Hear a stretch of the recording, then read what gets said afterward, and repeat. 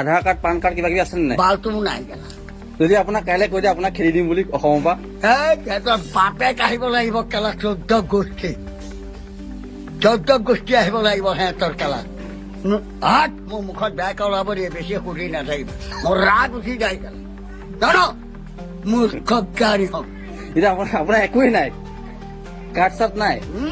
যদি কাইলৈ আপোনাক পুলিচে ধৰি লৈ যায়, খেদাব আপোনাক, কি হিমন্তই খেদাব আপোনাক, মোক বাংলাদেশত পঠিয়াব। তাৰ বাপেকৰ মোৰে বাংলাদেশী খাই কেলা অসমৰ পৰা পল্টা পল্টা নাই কবি মোৰ ওচৰত এই বকি আছো কেলা হিমন্তই খেদিব আপোনাক। তাৰ নাম নাজানো কেলা মই ঘৰ চিনি পাওঁ হিমন্ত ঘৰ চিনি পায়? কিয় অসমৰ মুখ্যমন্ত্ৰী।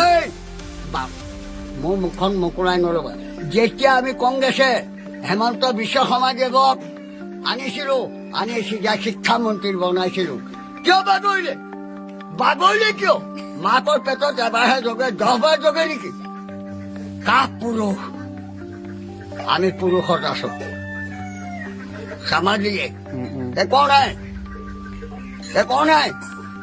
হাত সেইটো হাত তাৰপিছত উত্তৰ দিয়া ফুল বাৰৰ ফুল খেলা এইটো কংগ্ৰেছৰ হেৰি নহয়, এতিয়া আপোনাৰ একো ৰ'বা, আপোনাৰ এতিয়া আধাৰ কাৰ্ড নাই, পান কাৰ্ড নাই, কিছু নাই যদি আপোনাক কেতিয়াবা ৰাতি আহি যদি উঠাই লৈ যায় কি হ'ব?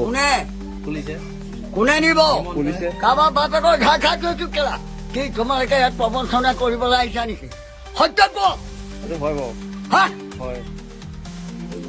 কাৰোবাৰ ঘাই খাই থৈছে গোবিন্দই মোক উঠাই লৈ যাবলৈ কেলা হাত মাৰিয়া বেয়া ভাষাবোৰ কেলে মাতিছে? মাতিবি তোমালোকে যি প্ৰশ্ন কৰিছা সেইটো উত্তৰ দিছো পুলিচে কিয় উঠাই দিব মোক হিমন্তই উঠাই নিব হেমন্ত পুলিচ লগাই। তোৰ দাদাক লৈ আহে যা কেলা তোৰ কাকাক লৈ আহ